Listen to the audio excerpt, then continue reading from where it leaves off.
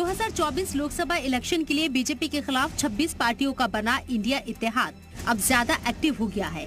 India इत्तेहाद की 31 अगस्त और 1 सितंबर को तीसरी मीटिंग होनी है, जिसमें 5 सीएम और सोनिया गांधी के साथ 26 पार्टियों के तकरीबन 80 लीडरान के शामिल होने का इम्कान है। मीटिंग का एजेंडा तकरीबन तय हो चुका है। इस मीटिंग में इंडिया इत्तेहाद के कन्वीनर के नाम पर चर्चा होगी। साथ ही मीटिंग में इंडिया इत्तेहाद का झंडा और लोगो भी तय किया जा सकता है।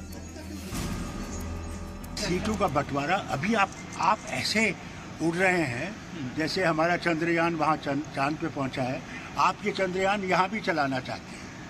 अभी बैठेंगे आराम से, आपके इस शहर में आराम से सोचेंगे कि क्या करना है, किस तरह से इस देश को और इसके कॉन्स्टिट्यूशन को कैसे बचा सकें, यहाँ भाईचारे को कैसे कायम करें।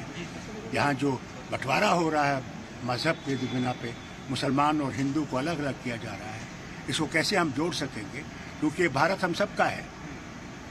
इट्स यूनिटी इन डाइवर्सिटी, अनेकता में एकता, सब बराबर हैं यहाँ, कोई फर्क नहीं है। उसके लिए हमने लड़ना है। ये देश जब चलेगा आगे तब हम सब इसके साथ होंगे, तब हम लोग आगे बढ़ेंगे। इससे कबल इंडिया इत्तेहाद की पहली मीटिंग पटना में नीतीश कुमार की सदारत में 23 जून को हुई थी, जबकि दूसरी मीटिंग 17-18 जुलाई को कांग्रेस की लीडरशिप में हुई थी। इसी मीटिंग में इत्तेहाद को इंडिया का नाम दिया गया था। अब तीसरी मीटिंग मुंबई में उद्धव ठाकरे और शरद पवार की सदारत में होने जा रही है, जिसमें 2024 इलेक्शन के लिए इंडिया इत्तेहाद की हिकमत अमली सामने आ सकती है। ठीक अगस्त के महीने में जो है 1 साल के भीतर 2 बैठकें भी हो गई। पहले लोग कल्पना करते थे कि साथ बैठेंगे नहीं बैठेंगे, अब तो सारी बातें भी हो गई। अब तीसरी बैठक में मुंबई में हो रही है, वहाँ हम लोग जो जा रहे हैं, तो एक बिहार ने देश की जनता को दिशा दिखाने का काम किया है और जनता जो है पूरी तरीके से हम लोगों के गठबंधन के साथ खड़ी है। रिपोर्ट के मुताबिक मुंबई की मीटिंग के बाद सितंबर से मुल्क भर में इंडिया इत्तेहाद की मुश्तरका रैलियां शुरू हो जाएंगी, जिसमें 10 अहम लीडर अपोजिशन के सीएम शामिल रहेंगे।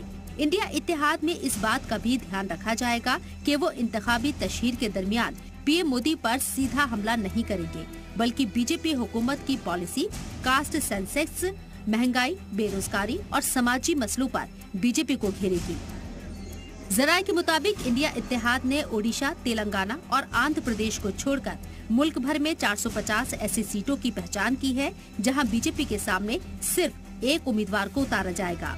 ओडिशा, तेलंगाना और आंध्र प्रदेश की कोई भी बड़ी पार्टी अभी तक इंडिया इत्तेहाद में शामिल नहीं हुई है।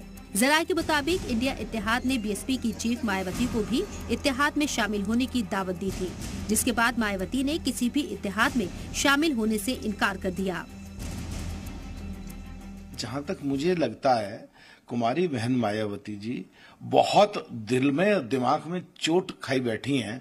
जो इन्होंने 7 विधायक तोड़ के डांका डाला मध्य प्रदेश में, 6 विधायक तोड़ के डांका डाला राजस्थान में, 3 विधायक तोड़ के डांका डाला उत्तराखंड में। जब तक उन्हें वापस नहीं करेंगे, जब तक माफी नहीं मांगेंगे उसकी, ये कांग्रेस जो विपक्ष में, जो इंडिया में खास करके जो सबसे बड़ी पार्टी है, तो जब तक मुझे तो लगता नहीं है कुछ भी होने वाला है। इंडिया इत्तेहाद की मीटिंग से कबल मायावती ने बड़ा ऐलान किया है। मायावती ने आगामी 4 रियासतों की असेंबली और लोकसभा के इलेक्शन में कोई इत्तेहाद नहीं करेंगी और पूरी ताकत के साथ बीएसपी इलेक्शन लड़ेगी।